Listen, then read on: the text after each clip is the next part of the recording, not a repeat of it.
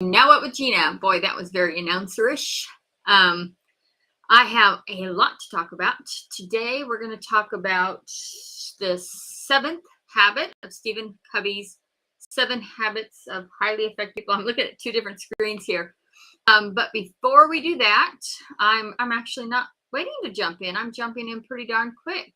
So I will start with my intro. Welcome to Now What with Gina, where I answer questions, offer tips, and say stupid shit that I'm sure I will later regret about addiction, sobriety, and recovery. If you have a question, please let me know. Feel free to ask. I try to answer these questions each week or in social media. Okay, let's get real. I haven't gotten too many of these questions this way. I don't know. I've gotten a few, and I usually will come back the following week. I haven't been lately because I've been working on the 7 Habits of Highly Effective People, and I haven't had a whole lot of questions. But if you have one, please feel free to ask. This is the last day of the 7 habits, so I'm looking for a question. So please feel free. Sometimes I'll answer it right at the show. However, if I don't have the answer and I don't feel that my answer is complete enough, I will probably hold off till the following week. So there's that. And I'm kind of wasting a little time. I usually do this. I have a show sponsor, and I usually do that to give a few people some time to show up. So today's show sponsor is by, I'm looking at my camera here, is by Sharpen the Saw. I'm looking at my camera. I think it's telling me that I'm on someplace that I'm not sure where. Okay. Anyways, it's Sharpen the Saw. No, it's Dex. Today's show is sponsored to you by Dex. If you don't know what Dex is, I decided to make that today's sponsor because it is really freaking cool. So anyways, I found on my phone a new download. I don't know if I missed it and it's been there a while or what, but new download for Samsung phones, and it's called Dex, capital D-E, capital X. I don't know exactly what it does. I've just downloaded it. But here's the cool thing. This is why today's show is sponsored by Dex. What it means is that I can put my phone on my computer, and so that my Instagram feed is running through my computer now. And I got all the features of the phone. If you don't use Instagram, you may know that you don't get all those features. You get, I don't know, you have to do some things you can do on the phone, some things you can do on, some things you have to do on the phone. There are a few things you can do on the computer. Phone typing is not one of my favorite things, so I tend not to do as much that way. Going live is something I have to do from the phone. Here's the difference. There's my phone. There you guys are over there on my computer. And I can now see messages faster and easier and don't have to have things blocked. And so I'm really excited about this. It's a really cool thing that is going to make my life a little bit easier. Now, I guess at that, I will get into the 7th habit. So before we do that, if you are, when you are joining, I want to offer an activity for you to do while we're doing this. So I'm going to go ahead and suggest that you grab a piece of paper, draw a square on the paper, and you're going to break it into 4 quadrants. This is a really easy activity. I'm going to call it your homework. You can choose to accept this mission on your own. I don't know. How do they say it? If you choose to accept this mission, you'll have homework. But anyway, so draw a square on a piece of paper or fold a piece of paper in 4, and so that you have 4 quadrants, and you will label the quadrants. Go ahead and label them as we go. I'll tell you when to label. And you're going to make a list of things for each quadrant, and I'll tell you what those are as we go. And okay, I guess that's it. So my first thought when looking at, so Marcus Cumby is not on yet, but Marcus, when you are on, say, hey, I'd love to see you here. I'm making sure everything works. If you missed the first few minutes, I am working with some new stuff and I'm excited about it. So The only thing I got to check here is social media to make sure I'm getting my comments there. Oh, and I might not be, because there's an extra app I have to download. And no, you actually were on last week. So yeah, I should be able to see it. Anyways, all right. So this is Habit 7, Stephen Covey's 7 Habits of Highly Effective People. The last habit, I'm stuttering, is Sharpen the Saw. And so that's what we're going to talk about today. That'll finish off this book, and we'll move on to something else. I haven't pre-planned something else, unfortunately. So as I was saying a minute ago, your questions are welcome, and maybe I can go from there. So my first thought on the idea of sharpen the saw was that it was going to be about fine-tuning habits 1 through 6. And in a way it is, but not completely. It's more about something else. So before we go on to what that is, I want to do a quick recap of habits 1 through 6. So first habit is be proactive. That is about taking action and not letting action fall upon you. It is about planning out that action and making good decisions. Habit 2, begin with the end in mind, looking forward to the future and working your way back so that the decisions you make get you where you want to go. How do you make a good decision to get you where you want to go if you haven't thought where you want to go is? Unless I'm taking like road trip, unless I'm taking road trip, I know where I'm going when I want to get there. And I know the map and I know the route, but that's only because I know the destination. So habit 2, begin with the end in mind. Habit 3, put first things first, about setting priorities. This, by the way, the Now What with Gina show that I do is focused on alcohol and drug use and recovering our lives from those things. And so I got a button here that I want to push. Anyways, because it's focused on that, I try to gather everything around that.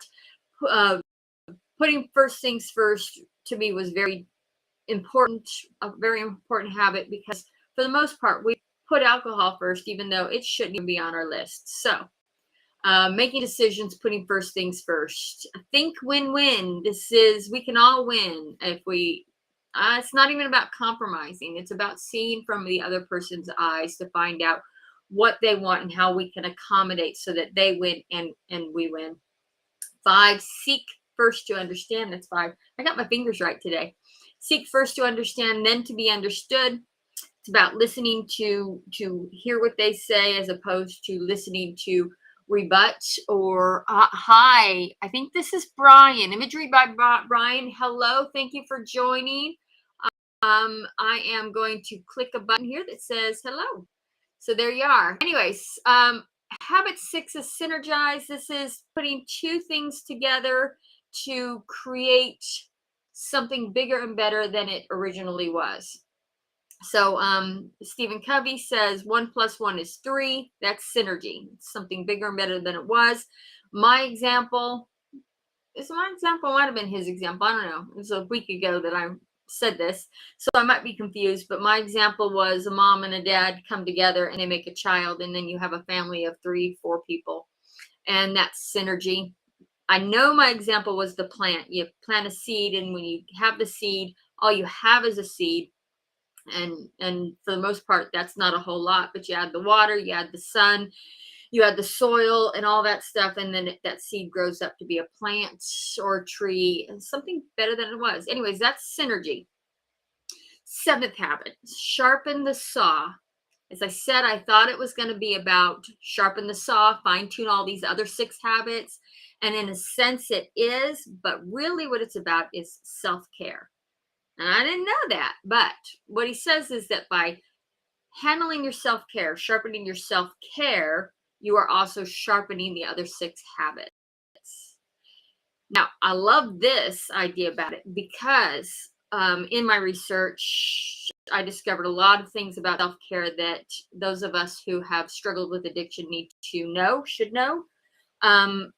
First is that we don't know how to do it. And in some cases, our lack of ability to manage our self-care led to our addiction. If I'm not taking time out for myself, if I'm not setting boundaries for myself, if I'm not meditating or spiritual or going to church or working on my inner soul, then I'm not holding the things that I'm not doing the things I need to do to make myself happy. And that disruption of inner spirituality, inner self, I don't know. It leads to alcohol, leads to numbing the pain, the hurt, the stress of not managing your boundaries well, with alcohol. So, and I discovered once I started studying self-care and working on self-care that I didn't do some of these things very well. I didn't, oh God, I didn't go to the doctor like I should have. I didn't go to the dentist like I should have. And that was even before I started drinking. I certainly didn't set boundaries. I certainly wasn't working on my self-esteem and my confidence. There were all these things that I wasn't doing to heal myself. And eventually I started drinking. And my self-care, my idea of self-care was, let's get drunk tonight. And that's not much self-care. So I think this topic is really important, and I'm glad this is where it went with the seventh habit. So he breaks the seven habits. He breaks self-care up into 4 quadrants. I have broken them up in my past. I've actually created a course, the self-care course for recovering from addiction and people who need to learn how to take care of themselves. And I broke it up into 8, but this is so much more simple. I love the idea of the 4 quadrants instead of my 8, which kind of makes things a little complicated. So I know I'll be revising that course because this is just easier. It breaks it up to 4 quadrants, and we'll go in order. The first quadrant is physical. It's a physical quadrant. It's about exercise, strength, flexibility, endurance. It's also about nutrition, and it's about stress management. So that's the first quadrant. And I'm actually going to just that one real quick.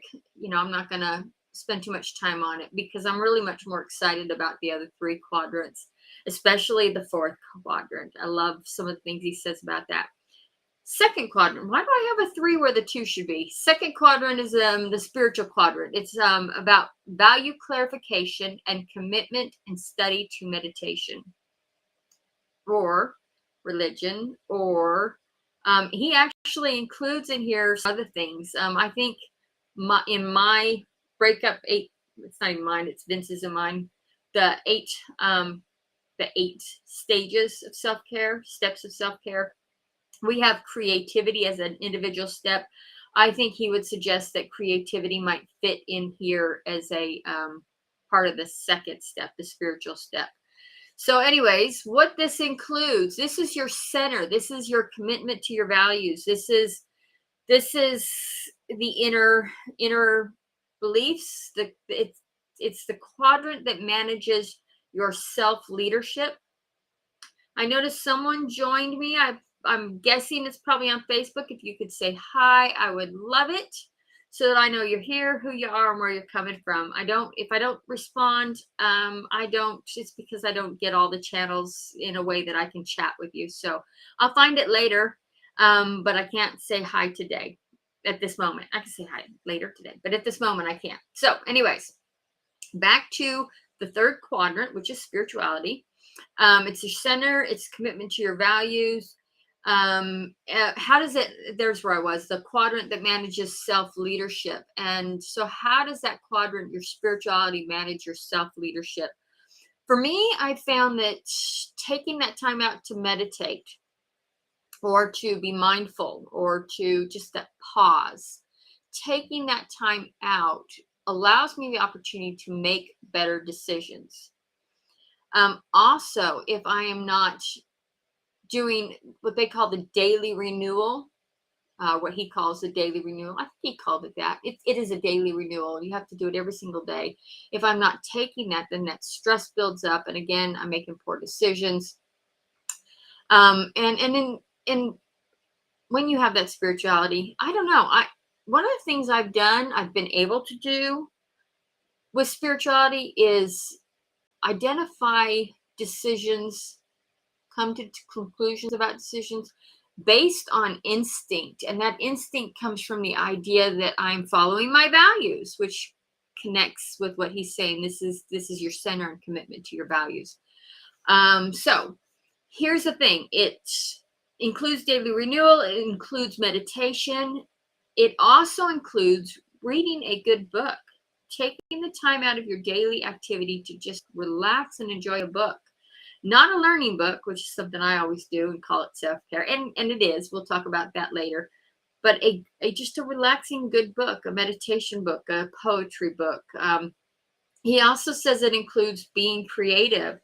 Those painting, I painted the other day, a really cool painting. I wish I had brought it home. I left it at my mom's house, but it was enjoyable. It was an opportunity to get outside of the work and to, I don't know, I enjoyed it, to express myself in colors. And I don't even paint, but I did the acrylic pour, and this was a lot of fun. He also says it's about connecting with nature.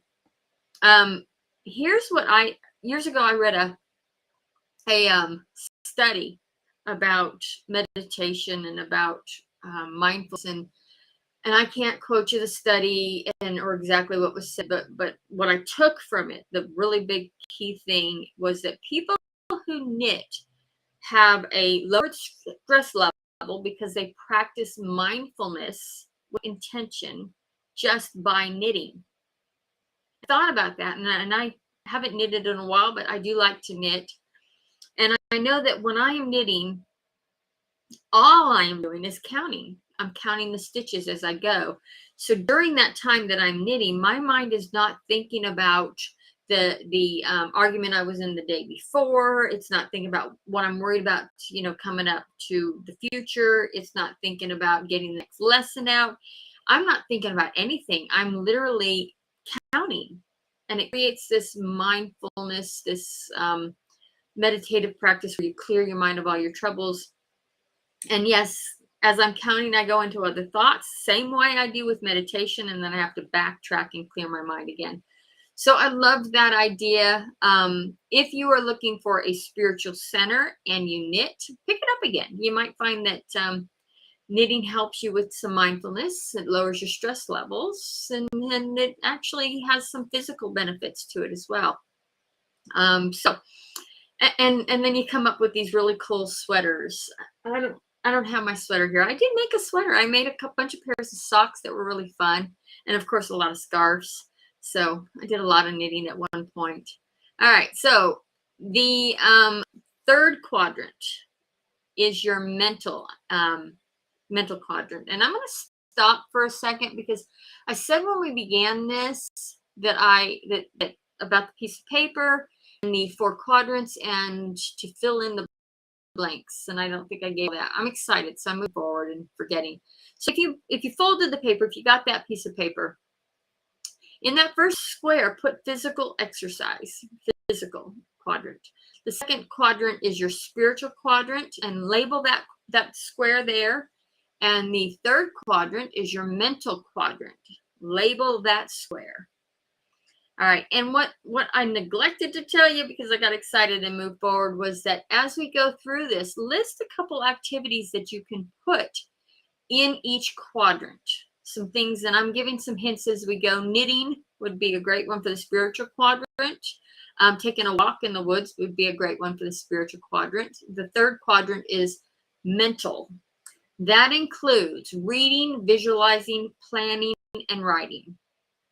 So in this chapter, he starts with a discussion about watching television. And it's kind of like the counter to what's good for you. As we all kind of know, television isn't like the best way to go. But he says that we spend so much time watching television and we are fed information without doing any sort of activity that will increase our intellectual self-care, or in this case, mental self-care. In fact, I think it harms you. If you've spent this last couple of years, not so much this past year, but when COVID was in its height, I know my parents watched a lot of news and they were fed this information. And what it ended up doing was, without thinking about it, it created fear. and it created a lot of assumptions by them about what was happening with COVID, including fear, the fact that we were all going to die of some disease. And yes, it was a scary thing, but I think the news and the television watching that we all did during that time was a little above and beyond what it should have been. It created a scare. I worked in the grocery store where there was no toilet paper for days. Being that I worked in a grocery store, the cool part was I got the first pick when it finally showed up. We didn't get to go crazy, but we did get ourselves a roll of toilet paper because we worked there. But yeah, I mean, that scare was media based. Who would have thought, that it's time to run out and grab all this toilet paper? Funny story about that. Somehow, with all this toilet paper craze, somehow someone at I guess it's the main office, sent us a truckload of toilet paper, and they unloaded it so that we had in our back, the entire back room, lined the entire grocery store in the backside with toilet paper. And it wasn't all supposed to go to us, but we got every bit of toilet paper in the South for the grocery store I worked at. So how many stores? We had one in Orange Beach, Gulf Shores, Daphne, and Spanish Fort. And every single bit of that toilet paper for those 4 stores went to one. We had so much toilet paper. All right, so moving on. The news fills our brains and we don't have to think. And after a while, we just don't think. We just, it's fed to us, It was because the newscaster said it on the 6 o'clock news. It must be true, and we don't question it, and we don't think. And that interferes with our mental self-care. Doesn't mean you have to get rid of TV altogether, but you should definitely limit it because you're not taking care of yourself. What I like to say with healthcare is that if you are not growing, you are dying. Learning challenges our brains. It excites us. It creates. I'm going to say hi as soon as I can see your feed. Yahe Bar. Hello. How are you? So anyways, learning challenges us. Variety. We need variety. It's the spice of life. Without it, we would be bored. How many of us drank because we were bored? How many of us quit drinking and relapse because now what do we do with our time? We're bored. I know there were a lot of times when I did. In fact, wow, I don't want to say who said it because I don't want to call anyone out, but this person said, "Can't you ever stop?" And I was like, "No, I don't want to. I stop, I get bored." And so that boredom can lead to alcohol. One way you can alleviate it is by working on your mental self-care, by working on learning, by working on challenging your brains, your own thoughts and ideas. Do you just believe it? I was challenged so big this morning, and we're going to talk about that in a minute, but I had a coaching session and I was challenged to look at different things in different ways. But that comes with the social emotional self-care, the next one. So one of the great benefits of I get out doing live shows is that I'm encouraged to learn something new. I'm encouraged to break what I've learned down and then to synthesize it or use synergy to create something new. And that in that way, I learn new things. I don't learn this in the classroom. Maybe I do sometimes, but right now what I'm giving you is not something I learned in the classroom. It is something that is self-learned, and you can do that. That's part of mental health care. It's reading the right book. It's journaling. Everything I give to you goes in at least in form of an outline. It goes on paper, and I write about it, and I kind of analyze it and rethink it and build something new out of it so that I can use synergy, that is the 6th habit, to build something new to give you and to feed my mental health care. So you can also get that in the form of hobbies, Hobbies, if you're learning something new, I know when I was learning how to put model planes together, I was definitely learning something new. And guess what? It crosses over into that creativity. Learning how to knit was a challenge. So in that way, it helped my mental health, but it also helped my spiritual health. As I said earlier, that when I'm knitting, I'm not thinking of anything. I'm actually being mindful without actively trying to be mindful. All right, I'm losing my voice. I'm gonna have to take a drink here. Vince said I talk too fast, and if you think I talk too fast, feel free to let me know. I talk with energy to keep you interested. I hope that's not too fast. But also because I get nervous, and also because I get excited. So I may be talking too fast. I don't feel like it's too fast. All right, so quadrant 4 of the self-care, 7th habit, is the emotional or social quadrant. It is service to others. It is having empathy for others. It is where the synergy comes in, and it's the area of intrinsic security. Now, I'll talk about what that is in a minute. I had to do a little work to come up with a definition and I didn't even come up with the definition, and understanding that I can share with you. So we're going to see how well I did with intrinsic security.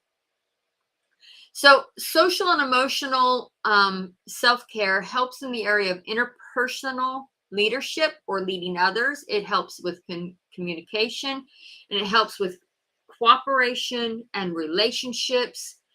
So it helps in all these areas. And of course, this is really important. He talks about communication in the listen to understand. First, seek to understand, then to be understood. He talks about that as a center of communication. The win-win is a center of communication. You have to be able to see the other person's side or empathize with the other person in order to kind of work with that synergy to come up with a solution that helps everyone. So all of these build up to or are used in habit 7, and they kind of build each other up. But so I said earlier that I would talk about how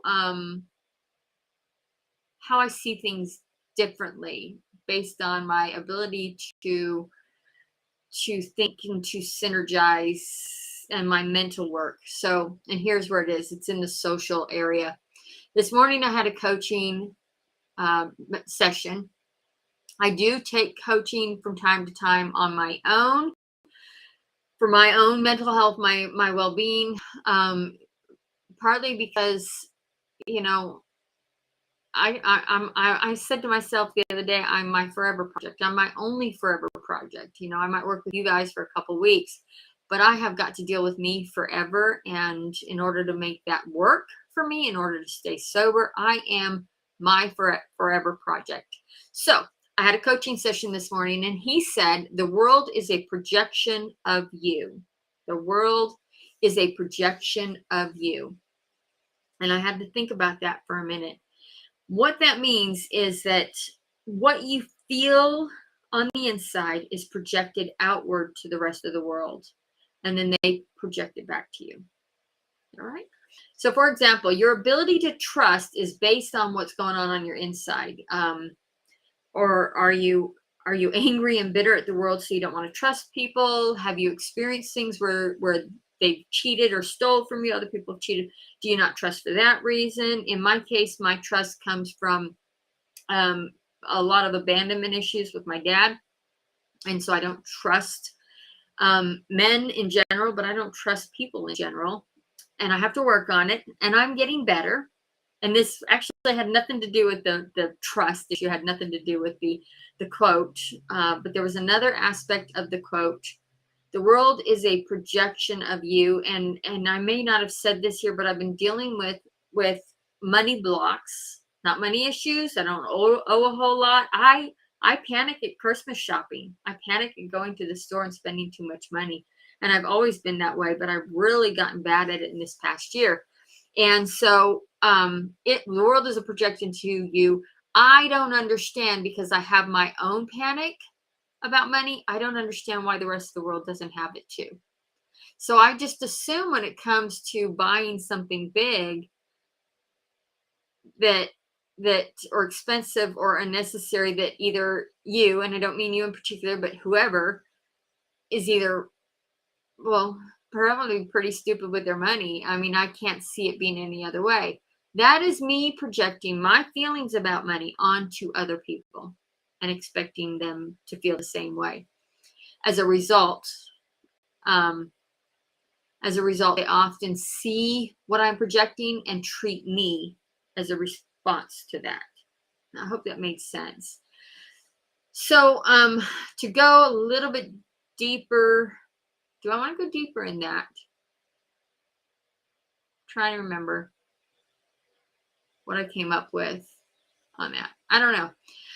But I did say I was going to talk about intrinsic security. Intrinsic security. So I looked for a definition of it on the internet, and mostly what I got had to do with cyber web security stuff, and so that didn't help me at all, although it does kind of mean the similar thing. Intrinsic, I broke it down. That's how I dealt with it. Intrinsic applies to the basic of a thing, or the base of a thing. It's an important making it what it is. So an important part of school is teachers. If we didn't have teachers, it wouldn't be school. An important or an intrinsic part of recovery might be spirituality. If we don't practice our spirituality, we are not going to, and I shouldn't say not like it's never going to happen, but a lot of people get a lot of benefit and are able to stay sober because they practice spirituality. And I know it is an intrinsic part of my recovery to practice spirituality. So intrinsic security means that you have these basic things that you need, these important things that you need in order to in the way I think he's referring to this is in order to have your self-esteem, to build your self-esteem. So what he says, I'm going to rephrase this. What he says is that intrinsic security may be what you need, those basic things in life, may be what you need to have good self-esteem. I think that is going to, I got a bunch of plugins going over. I think that is essentially what he's talking about. Now I'm going to go on to kind of give it a little bit more. So he says personal worth comes from integrity, which brings peace of mind. Peace of mind, and this part is a direct quote, peace of mind comes when your life is in harmony with your true principles and values and in no other way. Your values and your true principles are held here. And do I have this say? He goes on to talk about how we tend to, or people tend to want to imply their values or enforce their values on us. For example, education is a huge value of mine. It always has been, but it's not a value of most of the rest of my family. And so when I put so much value on my education, they pushed back and said, that's just stupid. And I did follow that value. I did follow my own heart on that one, but there are other things like that I haven't followed my heart on. I have done what other people think are important. And then when I started drinking, I definitely wasn't following my true principles and values. I was, I didn't do any of that. In fact, the more I drank, the worse it got. And next thing I know, I am a mess. So, but anyways, if we, and I say this again and again and again, if we are following our true values and we are living within our values, doing what we think is right, first of all, we don't have to, I do not know what happened. First of all, we do not have to spend a lot of time struggling over decisions. It just becomes easier because when we know our true values, we can make decisions based on that. Does that fit within my value? No. Okay, the answer is no. Does that fit within my value? Yes. The answer is yes. It's like pretty black and white, unless two things happen that counter values, and then it's a little bit harder. That's where your ambiguity comes into play. So, but also, if you're not doing what you think is right, then you're not doing something that makes you feel worth. I don't know if that's the words I want or how I want them to go, but when I do something that I feel is wrong, I feel guilty, I feel shame, I feel like I'm a bad person, I feel like I'm a weak person for not sticking to my values. It creates a lack of self-esteem because I'm beating myself up for not staying true to myself. Anyways, I'm moving on. In this section, just so you know, this section was the social and emotional quadrant. It is an emotional social part of self-care. It includes service. I'm going to talk about that in a second because I did not go on that. It includes empathy of others or having this connection, being able to feel what others feel so that you can understand them. It's about synergy and intrinsic security. It's about having those base things you need to create intrinsic worth, the base of worth. All right, so he says that you can get any of these, this security and this emotional and social security through a number of ways. One is through volunteer work. And if you attend AA meetings, that is your fourth quadrant, you can I sponsor someone. It's as simple as that. That sponsorship gives you that volunteer work. It connects you with other people. It says, I am good because I'm doing something good for other people. And it works to help you build your self-esteem. So volunteer work's a great way to get that social and emotional intrinsic security. I've said that so many times. Connecting with people, even on a non-volunteer basis, just connecting with them, listening to them, tell their stories, using them as sounding boards, not to yell at them, but to tell your story. This is a connection with people.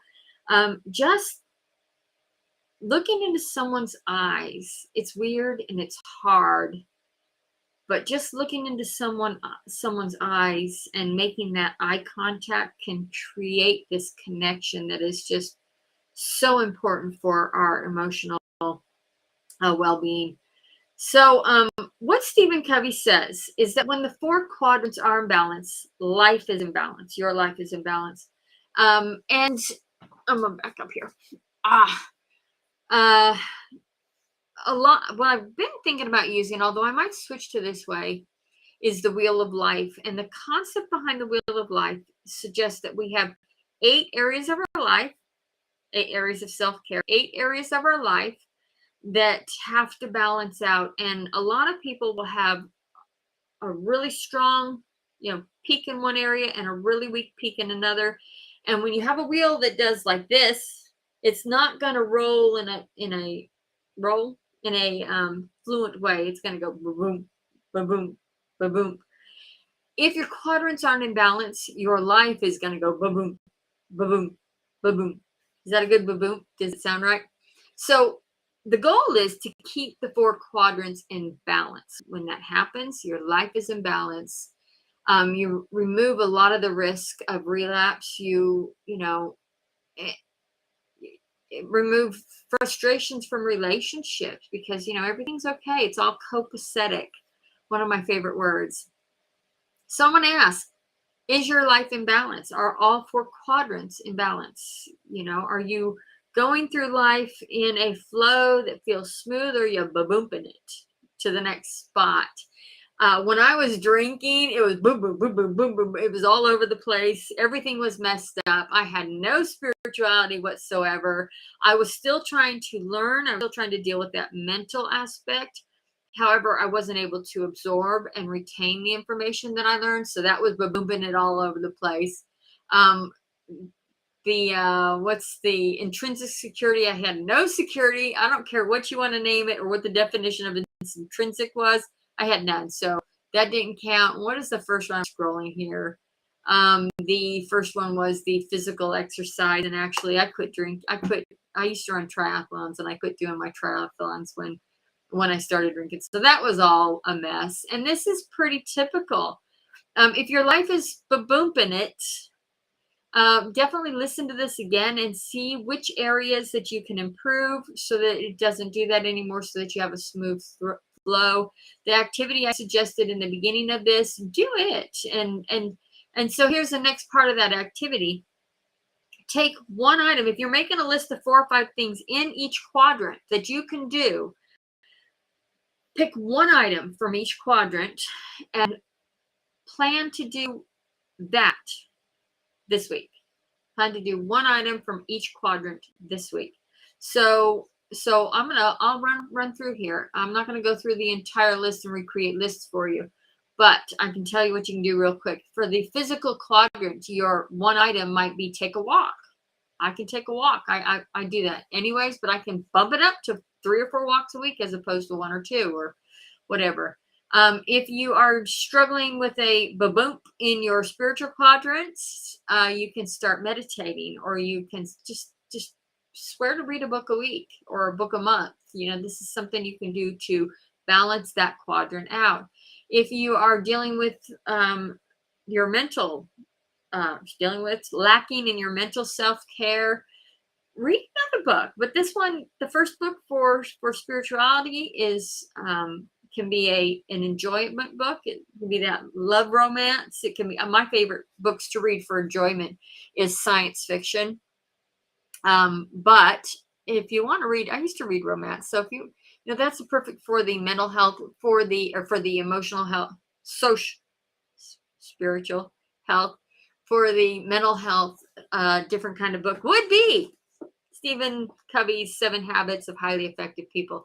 In reading this book, I have learned so much about myself, about some of the things I can do to make me more effective in decision making, in deciding what to do next. So even listening to this show, Now What with Gina, where I try to give educational tips, even listening to that could be a quadrant 3 or a mental self-care activity.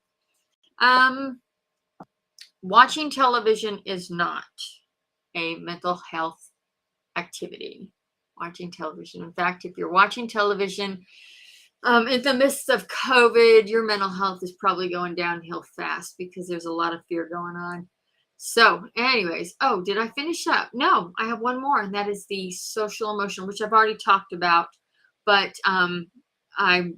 if you are doing the quadrant activity and you're writing a list of things down in that social emotional area, you can write volunteer at a food kitchen. You can write volunteer for the Turtle Project. I don't know what it's called, but we have a Turtle Project here. I've always been interested in it.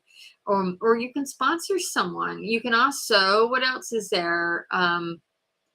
You can also work on a relationship. And, if you have a loved one that is not the way it wants to be and you're struggling with that relationship and your life is ba-boom, because you got a weak relationship or a weak 4th quadrant, then pick a relationship that you want to work. One item from each quadrant. And I would love to see you hold yourselves accountable by putting that item, naming that item in the comments below. And, if you do, I can get back to you in a message and find out how you're doing. This is a great way to hold yourself accountable and to practice self-care and to practice loving yourself. And I'll help you out a little bit too. I will love on you all you might need. So, there we go. I'm scheduling I'm scanning through my notes. And I think I might have said this, but Stephen Covey says that when you work on these 4 quadrants, each quadrant, and he goes into detail on what each quadrant uses, but each quadrant uses a couple, 2 or 3 of the 7 habits, the 6 habits, so that you're sharpening that while you're sharpening your 7th habit, while you're sharpening 1 through 6, while you're sharpening. He calls this an upward spiral. He says, commit, do, learn, commit, do, learn. I'm going to commit to one activity from each quadrant. I'm going to do one activity from each quadrant. I'm going to learn from an activity from each quadrant. And then when you've done that, do it again. Start with a new commitment, a new do or new activity, and a new learn, and never stop. You will constantly be creating this upward spiral that helps you get through life, helps you maintain your sobriety, helps you enjoy who you are and become a better person. I do this. I'm a constant renewal. I had a coach meeting this morning where I was coached because I realized that I had some weaknesses in some areas and I needed to work on that, and it will never stop. I mean, maybe my coaching with that person will stop for a while, but the thing is I am my forever project. Every day I have to deal with something new. Some days those new things are difficult to manage, to deal with. And so I've constantly got to commit, do, learn, commit, do, learn, commit, do, learn. I am so losing my voice, but we hit the 7th habit. We're finished with the 7th habit. I think, I did have another one. I'm going to skip it because, I've kind of repeated it. I want to talk about it because it boosts Vince up. I will talk about it because I don't think we do this enough. What Stephen Covey says, it comes back to that the world is a projection of you. And what he says that, you need to, he doesn't say this in these words, but how you think and see yourself comes out to other people. But also how you see other people comes out to them. He talks about this, and I think we talked about this in the beginning of the discussions weeks upon weeks ago with the Pygmalion effect, and that is when you think something about a person, you will treat them accordingly. And he was doing this with the son, thinking, his son was clumsy, his son couldn't hit a ball, or, those things that he thought. And so they were projecting on them their thoughts and fears about their son by talking to people and go, well, can you please excuse him a little bit? He's not very coordinated. Can you just give him a chance? So they took care of him so he didn't have to deal with some of his insecurities on his own. The problem is it created more insecurities because he did not learn how to do it himself. So where was I going with that? This has this amazing way of projecting onto other people the good he sees in them. Does this with me all the time. He tells me I'm smart.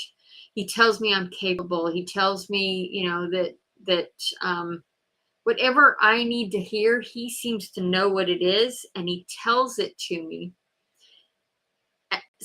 In fact, he does it so much that I don't sometimes know that if what he thinks of me is the real me. All I know is that every time he does it, I feel incredibly good about myself, and each time it boosts my self-esteem.